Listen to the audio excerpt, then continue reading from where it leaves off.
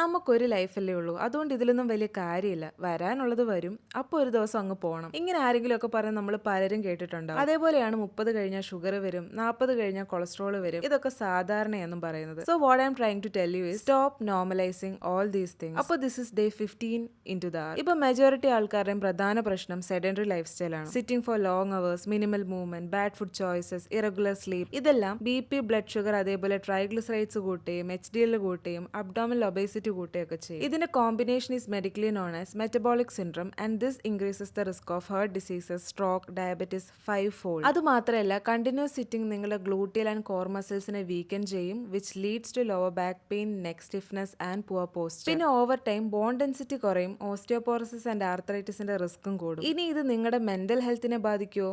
Yes, it directly affects serotonin and dopamine and may cause anxiety, depression, fatigue. അപ്പോൾ ഇതൊന്നും bad ലക്കോ വിധിയോ അല്ല, bad life style decisions കൊണ്ട് ഉണ്ടാവുന്നതാണ്. What you can do is do 150 minutes of moderate activity per week, eat mindfully, do regular checkups and monitor sleep and manage stress. So ഇനി ഇങ്ങനെ പറയുന്ന ആൾക്കാർക്ക് ഇത് അയച്ചു കൊടുത്തിട്ട് പറയണം, the way we live decides how long we actually live.